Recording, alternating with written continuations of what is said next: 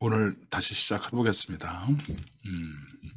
저희가 심리학 정신적 문제를 해결한다 하면은 그때는 다들 좀 이해하고 혼란이 없는데, 불안을 해결한다 할 때 불안은 그것 자체가 우리 생활하는데 필요한 것들 아니냐, 불안이 긍정적인 면도 있다, 그래서 그 부분에 대해서 좀 궁금합니다 해서 그 부분을 질문해 주셨죠.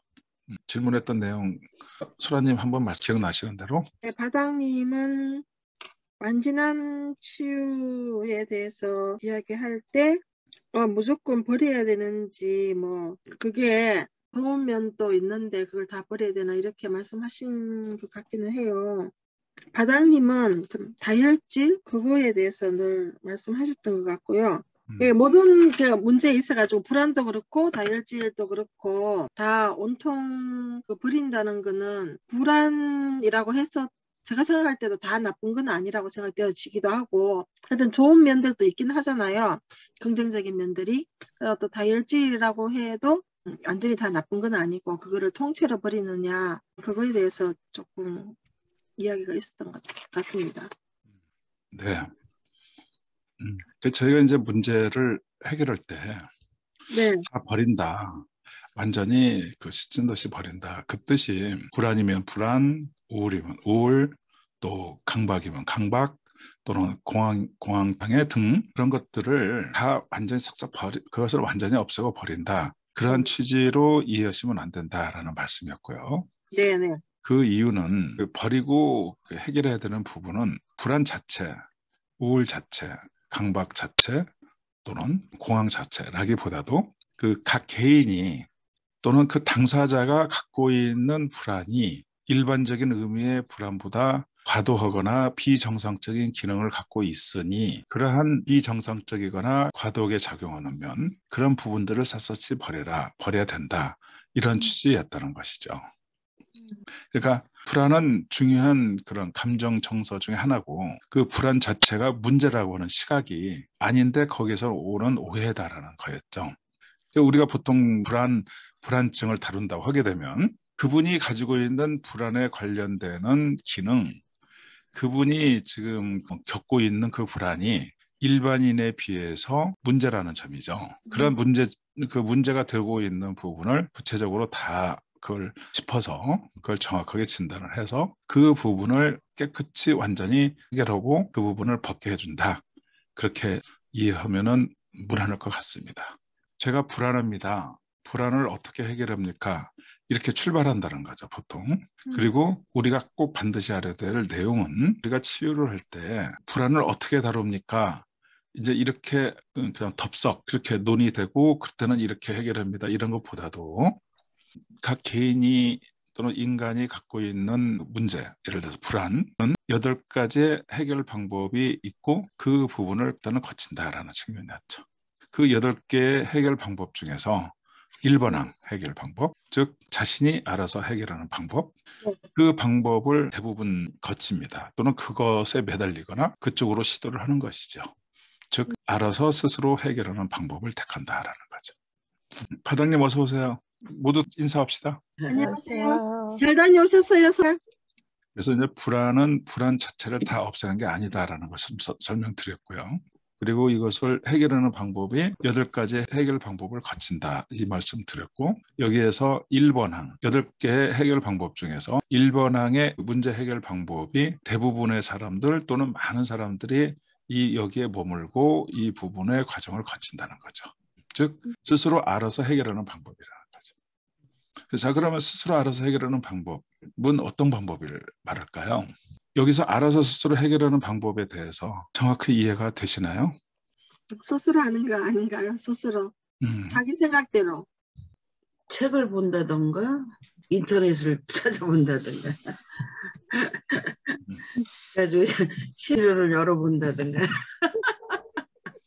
많이 처음부터 다 듣진 못했는데 8가지 설명하는 건 뭐뭐가 있다는 건 다 들었고요. 자기 혼자 그냥 자기 스스로 이겨내는 거죠. 자기가 생각해보고 그냥 나는 불안하지만 예를 들어 불안이라고 하면 불안하다. 근데 어떻게 생활하고 그냥 바쁘게 지내다 보니까 그 불안이 덜 불안하구나. 이렇게 스스로 혼자 이겨내는 것. 그런 것으로 저는 이해를 했습니다.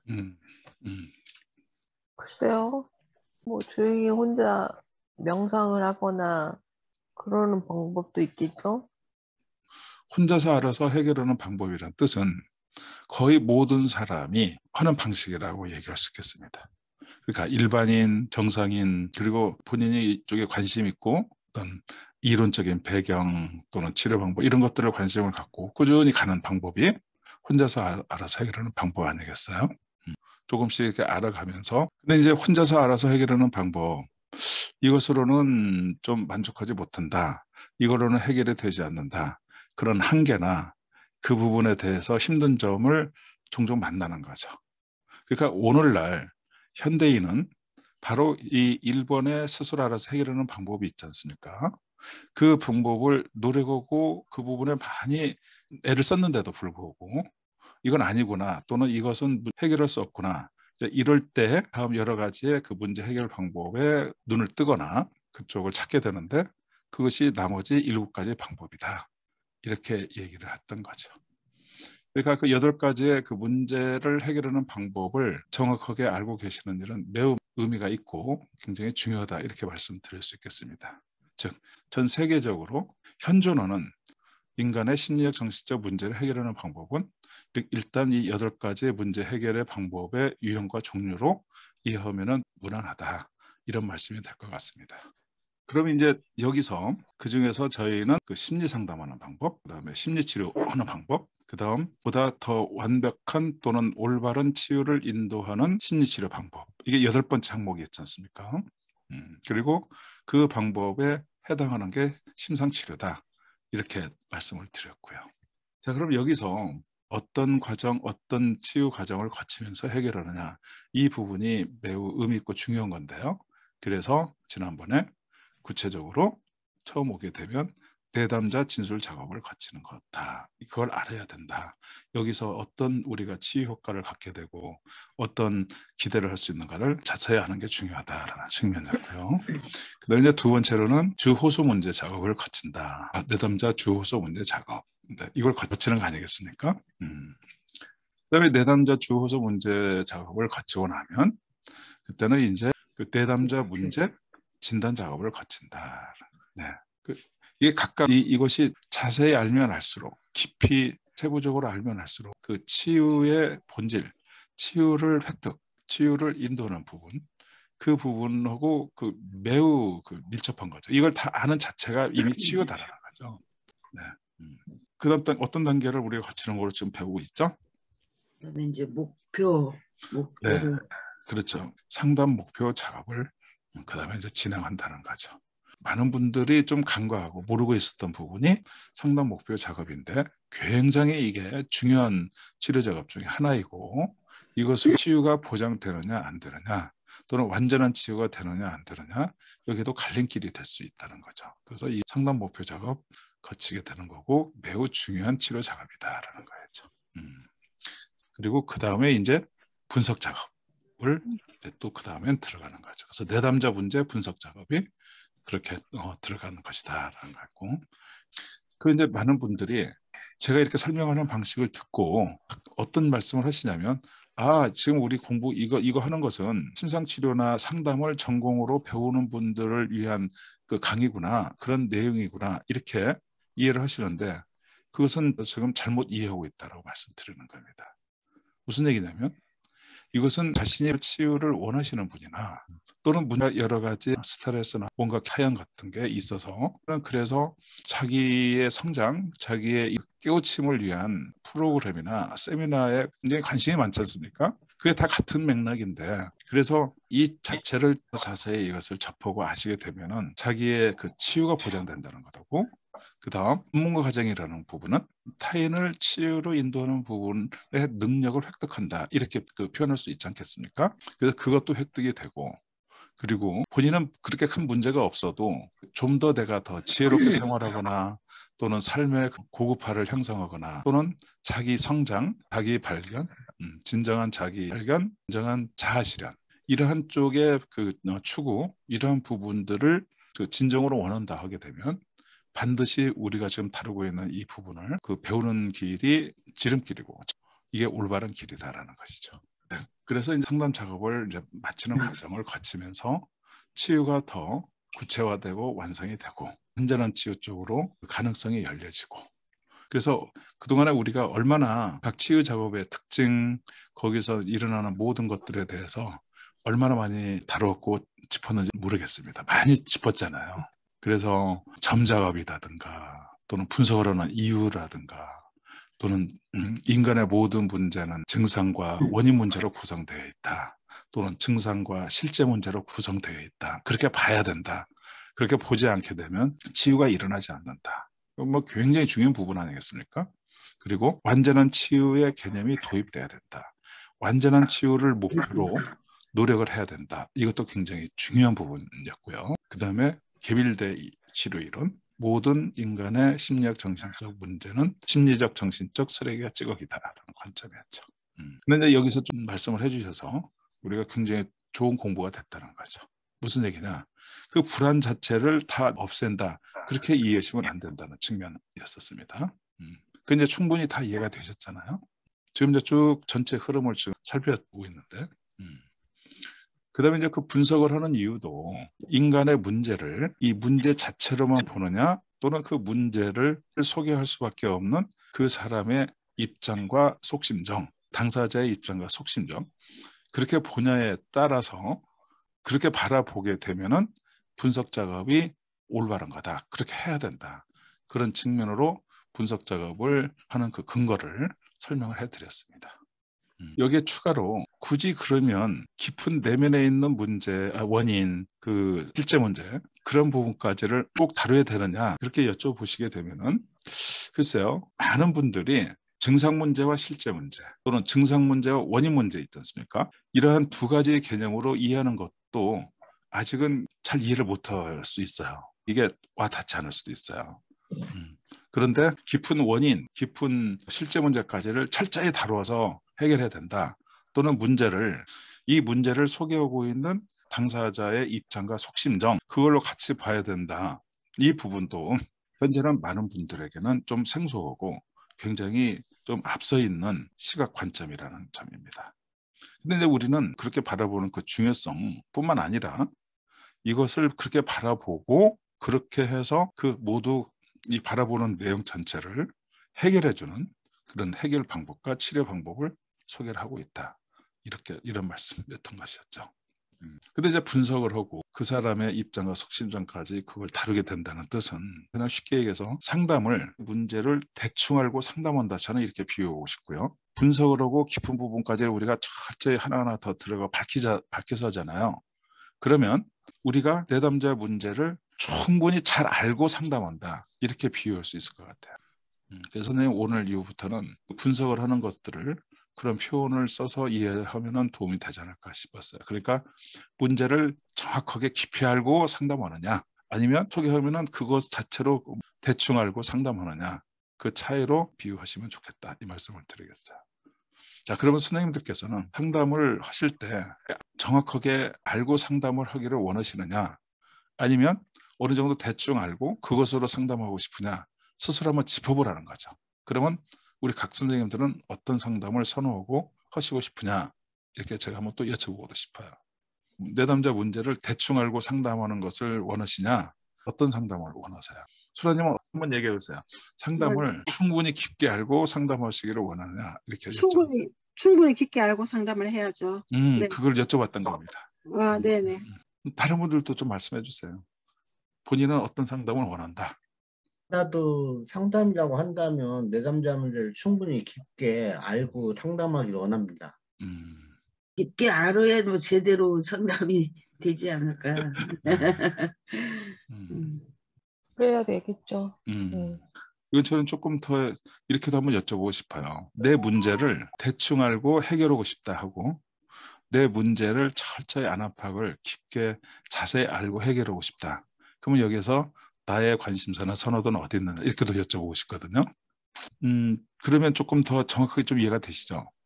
또는 내 문제를 대충 하는 것보다도 철저히 정확하게 올바른 본질을 다 파악하고 해결하고 싶다. 또는 대충 아는 것 같고 해결하고 싶다. 이렇게 또 그렇게 여쭤볼 수도 있을 것 같아요.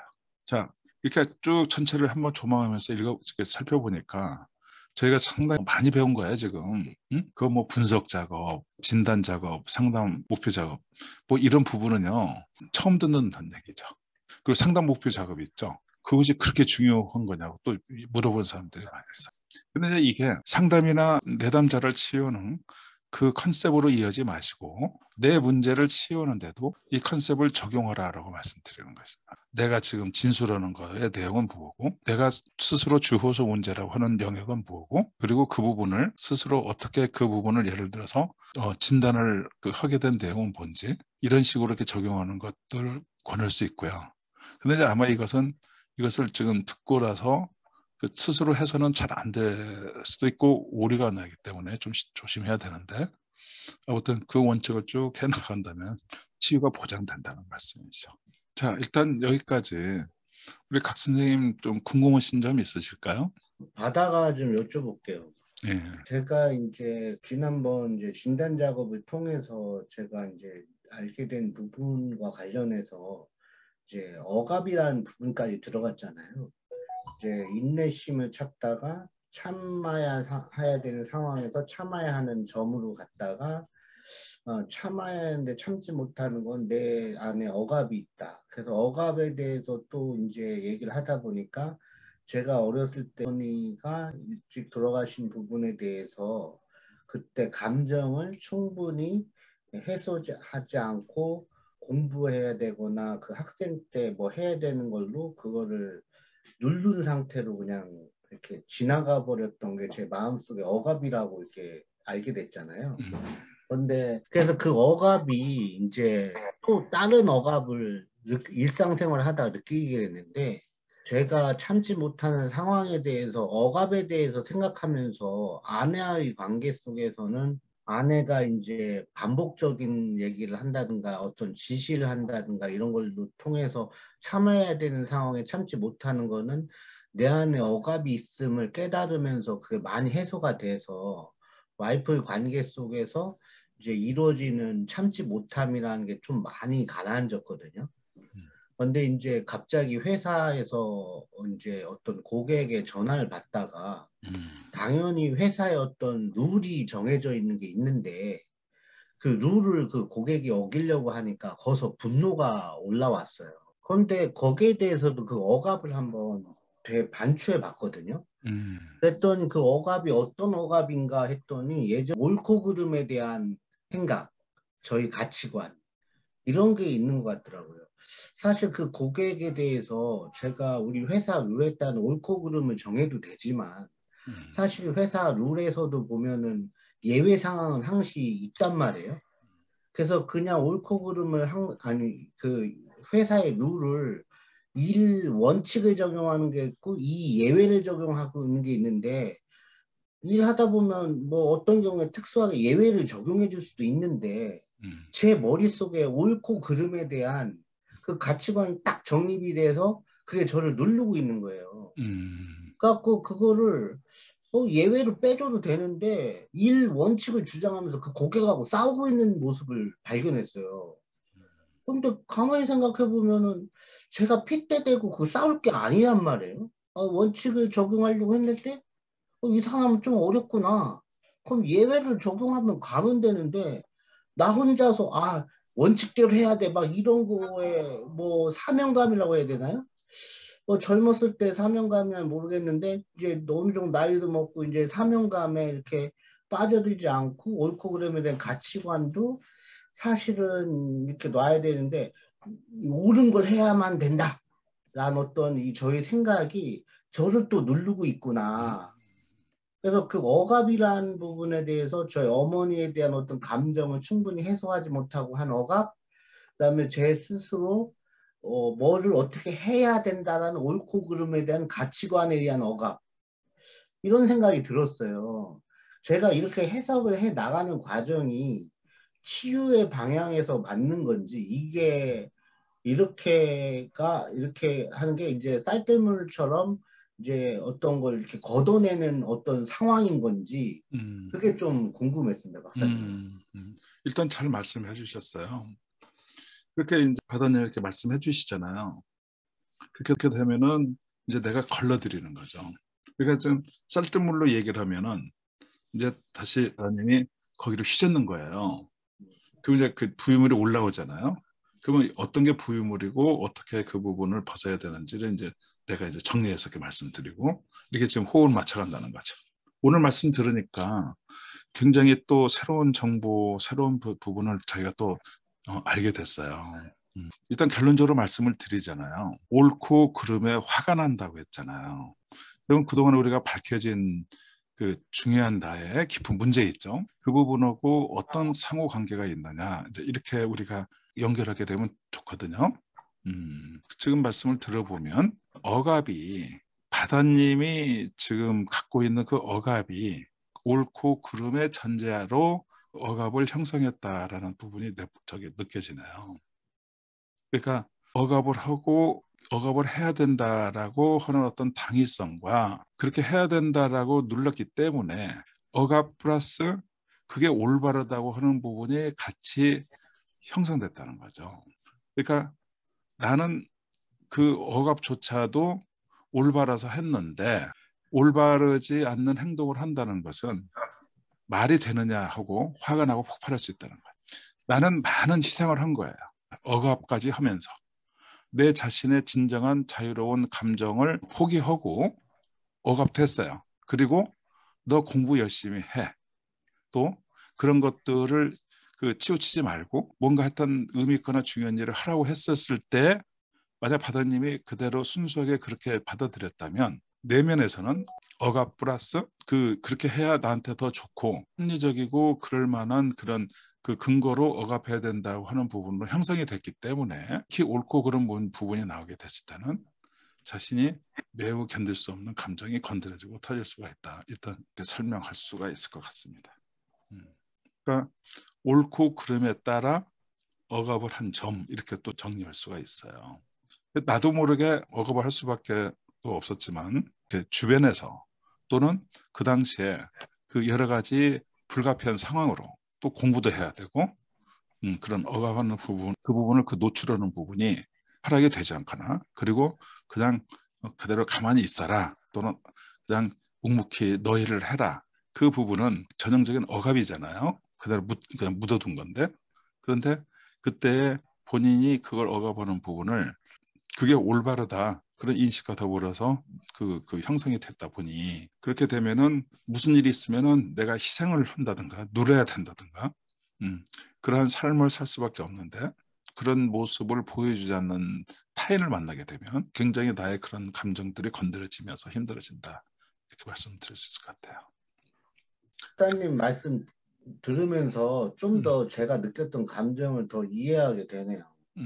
제가 이제 억압으로 제 감정을 눌렀는데 그 누르는 자체가 그 올바르다고까지 생각해버린 게 있었는데 나는 그렇게 누르면서 희생하면서 살아가야 되는 게 올바른 생각이라고 했었는데 그러지 않는 사람을 보면 그 감정에 이제 그 매우 강하게 폭발적으로 나올 수가 있죠. 나오면서 그 저의 어떤 화가 되는 어떤 그 내면의 어떤 억압이고 그런 내면의 원인 문제가 그거네요.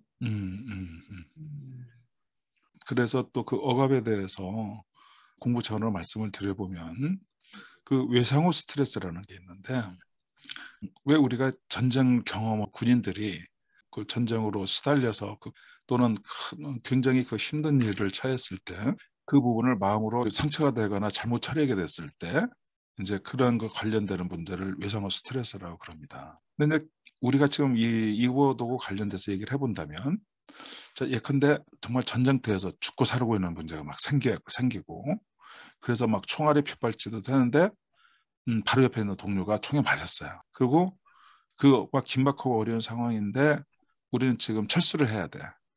근데 저기 동료가 죽은 그 모습을 거기에 굉장히 많은 슬픔과 또는 그걸 처리를 해야 되는 막 여러 가지 복합적인 감정을 그 죽음을 목격하면서 근데 그걸 발산하지 못하고 빨리 그 상황을 피해야 돼. 예를 들어서. 그러면 그때도 순간에 그 느꼈던 감정들을 충분히 이렇게 분출하지 못하고 누른 채로 뭐 다른 데로 이동을 하거나 그 상황을 그냥 잊어버리고 가야 되거나 그렇게 됐을 때는 안으로 지금 우리가 지금 다루고 있는 억압 같은 부분이 시간이 촉박한 것들을 전제로 억압이 들어가 있는 상태가 되는 거죠. 그런데 억압도 그런 성질로 형성됐느냐 또는 어떤 당위성으로 그건 억압을 하는 게 당연하다 그런 걸 받아서 했느냐에 따라서 이 기제를 정확히 알아야 이 억압이 제대로 다 잘 풀리고 해결된다 이렇게 말씀드릴 수도 있겠습니다.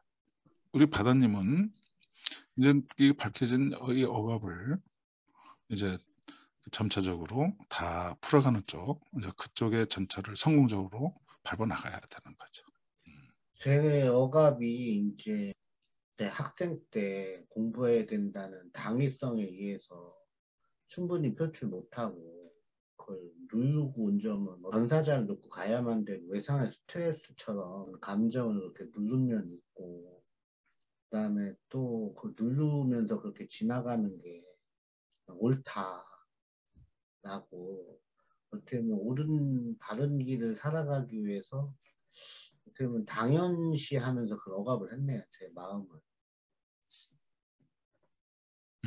그러니까 그 억압이라는 거는 본인에 대한 슬픈 감정을 표현하지 못하고 그냥 눌렀다는 거죠?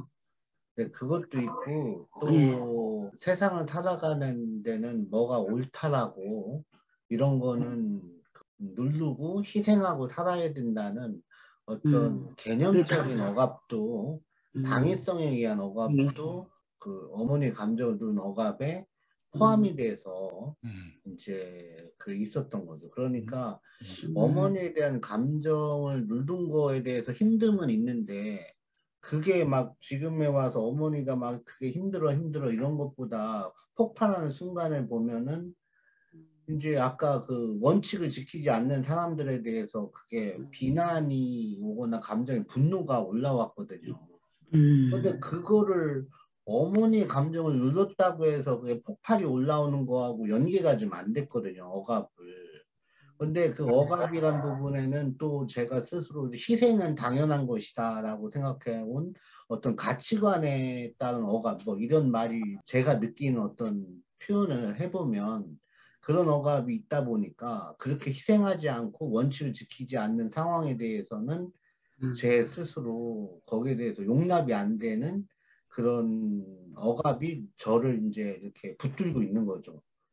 그러니까 그것들도 빨리 이렇게 자꾸 이렇게 쌀을 씻어서 그걸 훌훌 이렇게 부유물처럼 세게 찌꺼기를 빨리 버려야 제가 마음이 편해지고 별거 그런 그냥 예외상으로 두고 그냥 흘러가게 놔두면 되는데 거기에 이제 제가 화내고 분노하고 막 힘들어할 이유가 없는 거죠. 왜 제가 그런 거 힘들어하는지 지금 생각해보면 제가 뭐 회사에서 초년병 때면 원칙을 익히고 사회의 어떤 정의 실현하는데 뭔가 맞지만 이 정도 위치나 이 정도 나이에서는 그런 것도 맞지만 아닐 수도 있다라는 거 인정할 수 있는 어떤 그 뭐랄까 그런 여유가 있어야 되는데 그런 게 없으면서 저를 더 힘들게 하는구나. 전반적인 위치를 봐야 되는 위치에서 그걸 힘들다고만 하고 있으면 안 되잖아요. 그래서 찌꺼기를 조금 더 발견하고 별로 중요하지 않은 거를 또 버릴 수 있는 한 또 길을 본 것 같습니다. 네, 좋습니다. 일단 우리 바다님처럼 우리 다른 스님들께서도 그 분서에서 밝혀진 문제 있죠. 거기에 대해서 현재 어떤 입장, 어떤 심정인지 좀 발표하겠습니다. 분서에서 밝혔던 마지막 내용 소개를 해주시죠.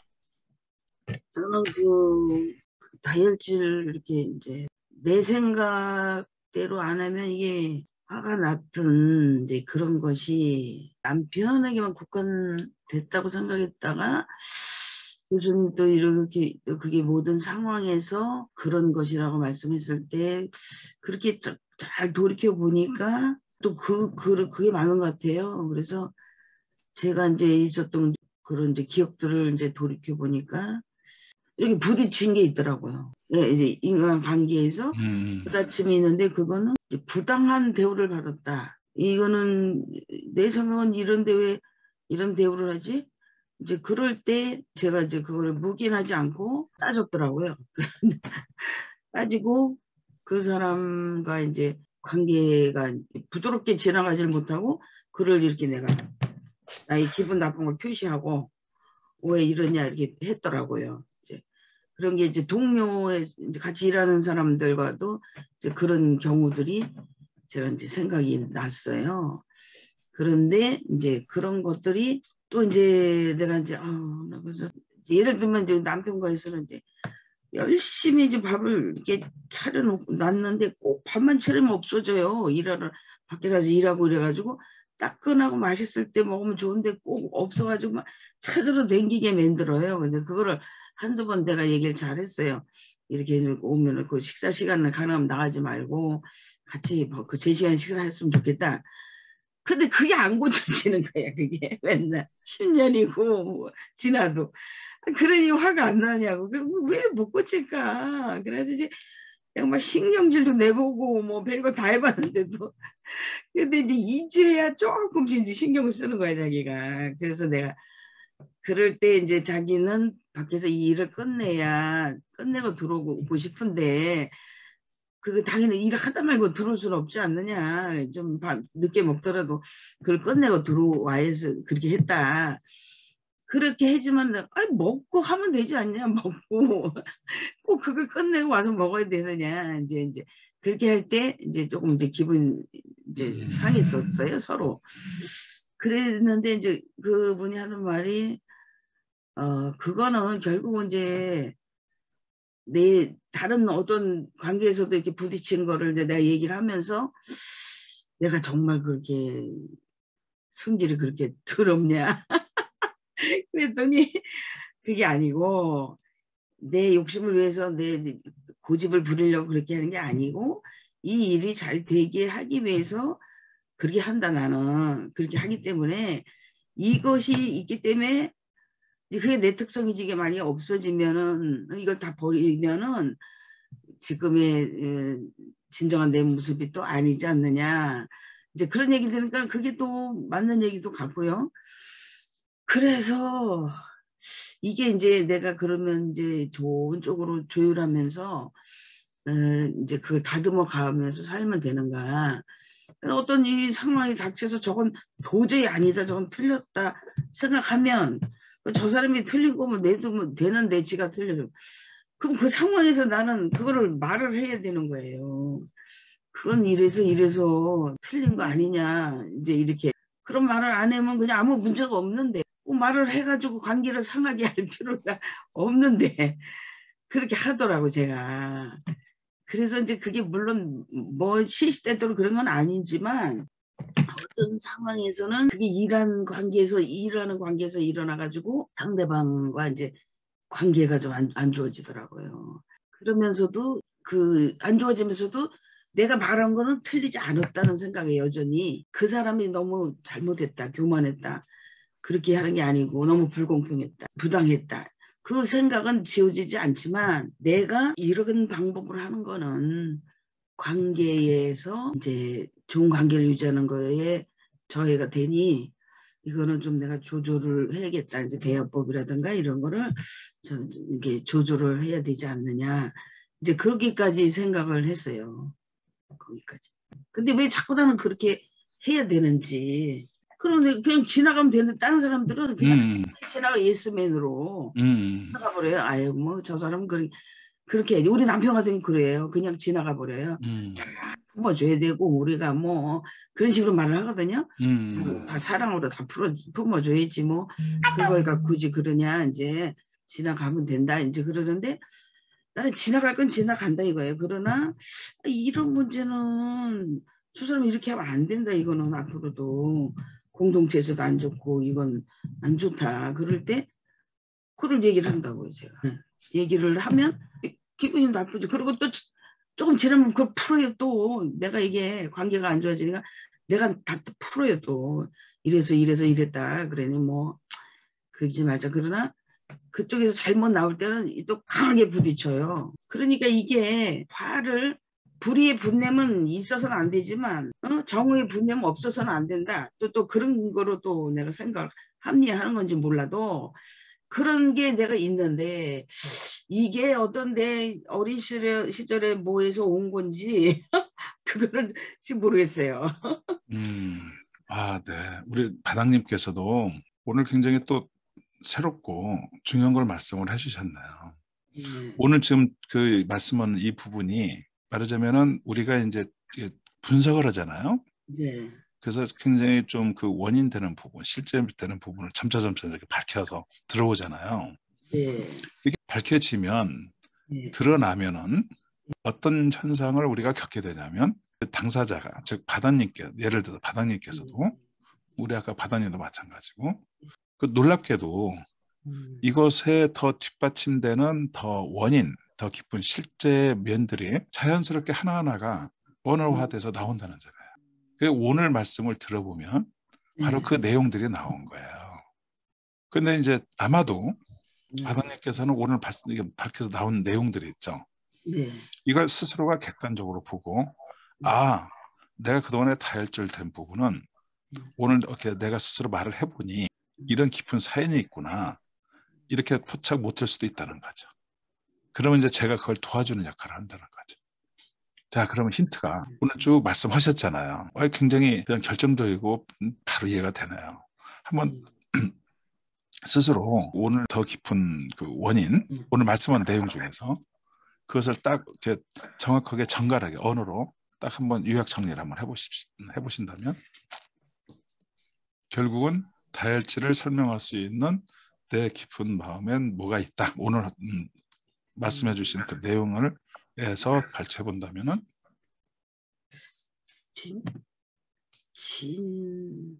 진실을 전달하려고 하는 거? 음?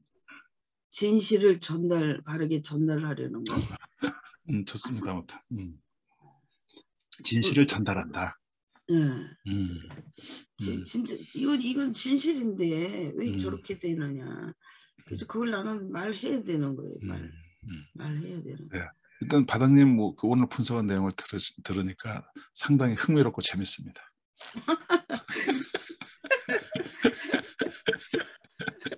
바닥님에 대해서 만약에 제가 겪었던 경험을 토대로 한번 말씀을 한번 드려봐도 될까요?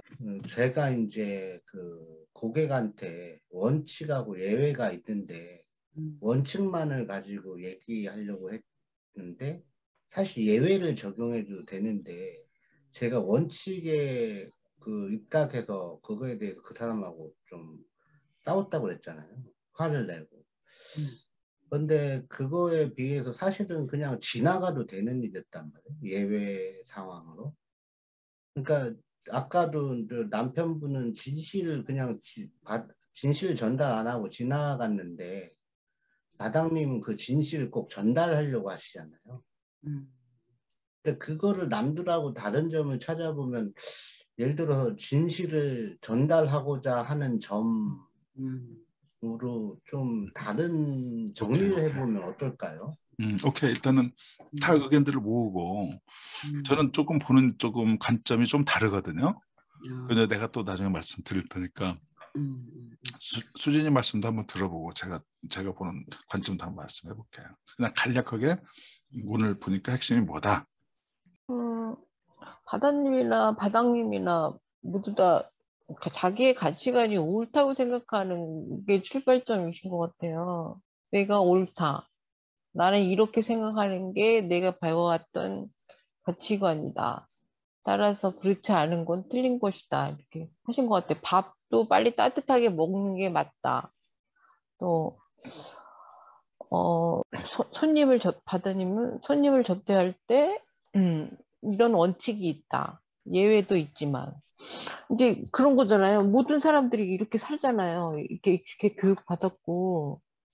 근데 이렇게 살아보니까요. 밥을 따뜻하게 먹는 걸 싫어하는 사람도 있더라고요. 차갑게 식는 걸 좋아하는 사람도 있더라고요. 애들도 다 달라요. 그래서 일부러 시켜서 먹는 사람도 있고 그런 거에 훈련을 이렇게 받다 보니까 따뜻한 거에 연연해 하지 따뜻한 걸 꼭 먹어야 한다는 그 개념이 없어졌어요.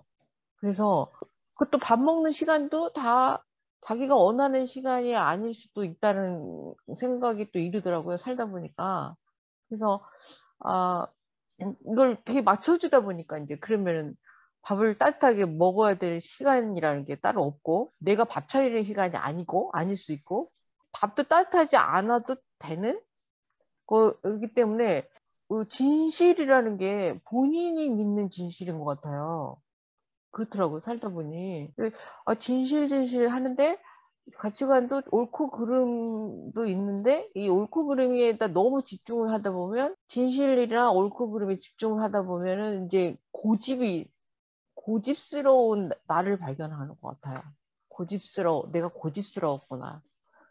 그런 고집을 발견했어요. 그래서 고집을 버리다 보니까 또 자아가 없어지기도 하더라고요. 그래서 이런 갈등이 저한테는 좀 있었어요. 고집을 버리다 보니 내 자아가 상실된다. 뭔가 소모된다. 내 자아가 갉아먹는다. 드는 과정을 거쳤는데, 바다님이나 바닥님도 아마 그렇게 지금 고민하고 사시는 것 같아요. 네. 자, 제가 보는 관점을 한번 말씀을 드려보면, 제가 볼 때 오늘의 핵심은 뭐니 해도 한번 적으면서 또 해보세요. 1번, 부당한 대우를 받은 점. 그다음 2번, 부당한 점을 보면 참을 수 없는 점. 3번, 부당한 대우를 받았을 때 그것을 묵인하지 않고 따진 점. 그래서 부당한 것을 보면 화나는 점. 또 하나, 부당하다고 생각하면 화나는 점. 이렇게 5가지인가요? 네. 일단 저는 이렇게 한번 적어봤어요. 이게 다혈질이구나라는 점이었어요. 네. 다 맞는 것 같아요. 다 맞는 것 같아요. 근데 아까 바다님 말씀하실 때 제가 좀 웃음이 나왔던 이유가, 제가 지금 웃음이 나온 건 그렇게 오해하지 마세요. 아니, 좀 오해하네요. 또 웃음도 저는 허용합니다. 자유롭게. 진실을 전달한다고 했었잖아요. 그래서 제가 좀 웃음이 나왔습니다. 스스로 이제 진실이 아닐 수도 있는데 진실이라고 생각한다는 거예요? 어떻게? 제가 지금 불러드린 게 예. 진실 전달 유무하고는 내용이 다르잖아요. 내가 본 그거하고 내용이 다르잖아요. 그러니까 그 진실 쪽으로 우리가 잡잖아요. 네. 그럼 바닥님 문제 해결 안 되세요, 앞으로. 방향이 다른데 진실을 그쪽으로 교정하느니 아느니 그쪽으로 막 노력하고 애를 써야 해결이 안 돼. 왜냐면 이 부당하다는 거 관련되는데 마음, 거기에 관련되는데 상처, 부당함에 대한 데 예민함, 뭐 이런 부분에 쭉 주렁주렁 또 들어가야 되는데, 예. 그러니까 진실을 전달하고자 하는 것이 내가 강하구나 이렇게 딱 정의를 내리면 그게 완전히 오류가 되는 거잖아요. 그러니까 이게 힘들다는 거예요, 제가. 아니, 힘든 게 아니고 이게 분석의 힘입니다. 제대로 분석하는 것에 물고가 트이죠. 숨통이 터지고. 사실 저는 완벽한 소통을 원하는 점에서 완벽한 소통에 대해서 뭐 진실을 전달하는 점, 또 거기에 옳고 그름을 생각하는 점, 뭐 그런 부분에 대해서 제가 이제 제 문제에 대해서 접근하게 되었거든요. 그래서 사실 마당님께서도 이제 박사님께서 말씀해 주셨지만은 보면은 그 다혈질이 아니라 화나는 데는 이유가 있는 거고 그 화 안 나고 넘어갈 수 있는 점이 있더라고요. 근데 저기 교수님이 지금 바다님 말씀하신 것도 이제 일리가 있는데요. 그 진실을 다 말하려고 하는 게 이게 더 핵심적인 알맹이는 부당한 대우를 받았기 때문에 이걸 밝히려고 하는 거예요. 그러니까 이게 지금 부당한 거를 지금 계속 얘기하셨잖아요, 교수님이. 그러니까 거기 그 줄기를 찾으신 거지. 근데 나는 진실을 밝혀야 된다 이쪽으로 얘기를 했는데 이 말도 맞는데 사실은 더 근원적인 거는 부당한 대우를 받았기 때문에 내가 그게 아니란 걸 밝히려고 애를 쓴다. 그게 맞는 것 같아요. 네. 진실을 전달, 진실을 규명한다는 것은 지금 이 부당함의 그 윗부분이에요. 맞아요. 더 근원적에 들어가게 되면 부당함에 관련된 예민성, 부당함에 관련된 리액션, 부당함에 관련된 모든 마음과 생각의 표출. 그래서 증상적으로 계속 올라 이렇게 이해하시면 돼요. 그런 것 같아요. 그 다혈질 또는 아까 식사 준비 등등 있죠. 그게 다 부당하면 그것은 올바르지 않아. 이런 것들을 전제로 한 부당한. 그래서 이제 부당하다는 생각이 매우 많이 발달되신 거예요. 사물을 볼 때도 부당한지 아닌지 그 부분이 굉장히 안테나가 빨리 돌아가시는 거죠, 먼저. 왜냐하면 그 부분에 이렇게 정신적으로 훈련이 많이 된 거예요.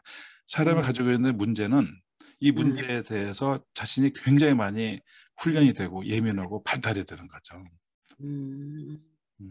박사님, 저도 그 고객하고의 원칙과 예외는 있는데, 예외를 해도 되는데, 저는 그 사람한테 원칙을 정해야지만 부당하지 않다라고 생각하는 점이죠. 그래서 아까 우리 바다님한테도 한번 좀 적어보세요. 옳은 것을 위해서는 자신을 참아야 한다고 배운 점. 그렇게 정리할 수 있을 것 같아요. 거기에 어머니의 억압된 감정이 있는데 그것도 누르고 참어. 그리고 공부에 매진해. 그것도 이게 서로 상호작용했던 거라는 거죠. 일단 저희 지금 쉬시고 9시 35분에 다시 들어오시는 걸로 하십시다. 네, 알겠습니다.